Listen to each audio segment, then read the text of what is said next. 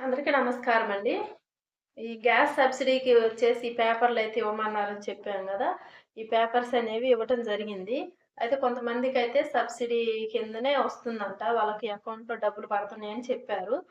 అయితే ఎవరైతే పడలేదో ఈ ఫార్మ్స్ ఎవరికైతే రాలేదో వాళ్ళనేది మళ్ళా కొత్తగా అప్లికేషన్ అనేది పెట్టుకోవాల్సి ఉంటుంది. అదెప్పుడనేది గ్రామ పంచాయతీ ద్వారా తెలుస్తుంది.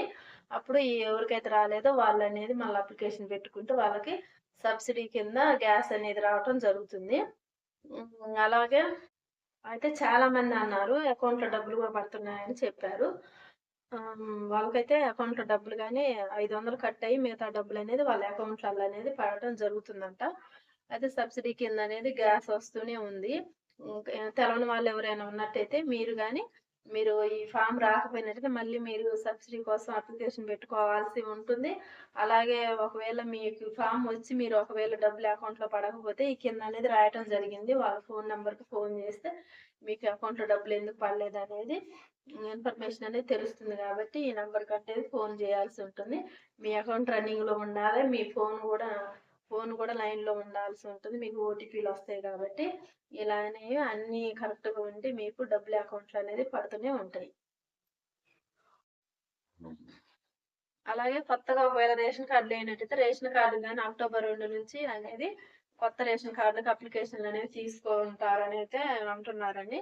నేనది నాకొచ్చిన ఒక పేపర్ స్టేట్‌మెంట్ అయితే నేను చదివి పెట్టాను. వీడియోలో లాస్ట్‌లో ఉన్నది. అది చూసినట్టయితే మీకు తెలుస్తుంది. రేషన్ కార్డ్ లేని వాళ్ళు అక్టోబర్ 2 నుంచి అనేది అప్లికేషన్ పెట్టుకోవచ్చంట. 2 తారీఖు తర్వాత మీరు మీ సేవలో కనుక్కొని రేషన్ కార్డ్‌కి సంబంధించినవి మీరు కనుక్కొని మీకు అప్లై అనేది చేసుకోవచ్చును. అలాగే ఓటు గురించి కూడా నేనొక వీడియో చేశాను. కొత్తగా ఎవరికైతే ఓటు లేదో 2006 సంవత్సరంలో డేట్ ఆఫ్ బర్త్ ఉన్న వాళ్ళు ఎవరైతే ఉన్నారో, అంటే జనవరి నుంచి డిసెంబర్ వరకు డేట్ ఆఫ్ బర్త్ ఉన్న వాళ్ళు ఎవరైతే ఉన్నారో ఎవరైనా ఓటు పెట్టుకోవచ్చు. ఈ నవంబర్ డేట్ ఆఫ్ బర్త్ ఉన్న వాళ్ళకి ఇప్పుడు 18 నిండలేదు గదా! అనైతే అనుకోవద్దు. నవంబర్, డిసెంబర్ వాళ్ళు గాని అప్లికేషన్ పెట్టుకున్నట్టయితే మీకు జనవరి కల్లా మీకనేది ఓటు హక్కు అనేది రావటం జరుగుతుంది.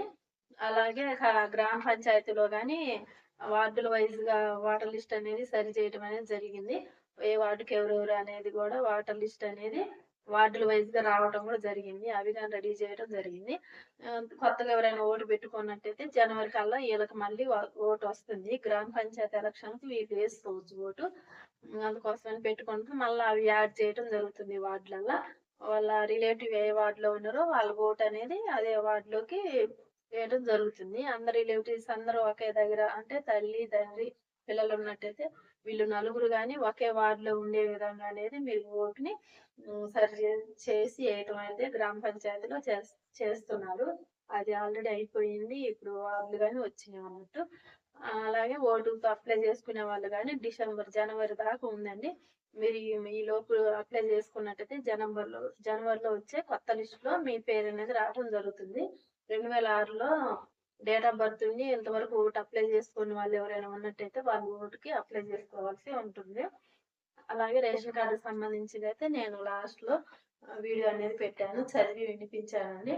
నేను కొత్తగా ఛానెల్ స్టార్ట్ చేశాను. నా ఛానెల్‌లో ఈ వీడియోస్ మీకు నచ్చినట్టయితే నేను అంగన్వాడీ వీడియోస్ కూడా పెడుతూ ఉంటాను. మీకు నచ్చినట్టయితే నా ఛానెల్ సబ్స్క్రైబ్ చేసుకోండి. ఈ వీడియో నచ్చితే లైక్ చేయండి. లైక్ చేయటం వల్ల నా వీడియోలు కొంచెం యూట్యూబ్‌లో అనేవి ఇంకా కొంతమందికి అప్‌లోడ్ చేయటం అనేది జరుగుతుంది కాబట్టి ఇంకా కొంతమందికి పోవడానికి అవకాశం ఉంటుంది. నేను కొత్తగా పెట్టాను కాబట్టి నేను ఇలాగే అంగన్వాడీ ఇన్ఫర్మేషన్ ఏదైనా గ్రామ పంచాయతీలో తెలిసిన ఇన్ఫర్మేషన్స్ ఏమైనా అప్లికేషన్స్ తీసుకుంటున్నట్లయితే అవి అలాగే బిఎల్ఓ డ్యూటీ చేస్తున్నా కాబట్టి కొత్తగా ఓటు ఎప్పుడెప్పుడు ఎవరు పెట్టుకోవాలనేది నేను తెలియజేస్తూ ఉంటాను. అలాగే ఫార్మ్ 7 అంటే ఇంట్లో ఎవరైనా చనిపోయిన వాళ్ళు ఉన్నట్టయితే మీరు ఫార్మ్ 7 ద్వారా వాళ్ళ డెత్ సర్టిఫికేట్ అనేది ఇచ్చి ఓట్ అనేది మీరు డిలీట్ చేయించుకోవాల్సి ఉంటుందండి. ఓటు పెట్టుకోవటం మాత్రమే పెట్టుకుంటారు గానీ డిలీట్ చేయించుకోవడానికి ఎవరు ముందుకు రావట్లేదు.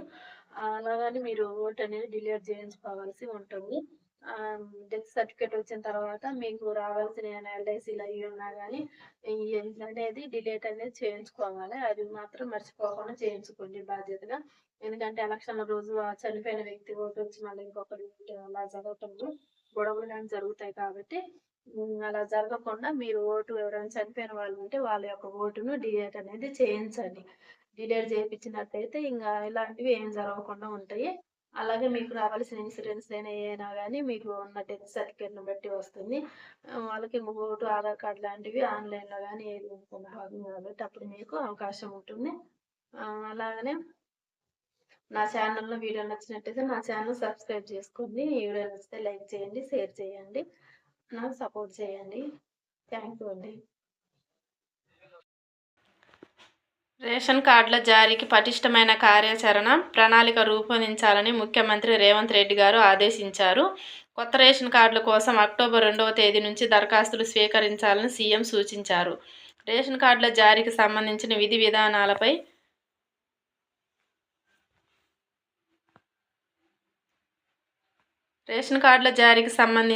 విధానాలపై ముఖ్యమంత్రి గారు సచివాలయంలో ఉన్నత స్థాయి సమీక్ష నిర్వహించారు.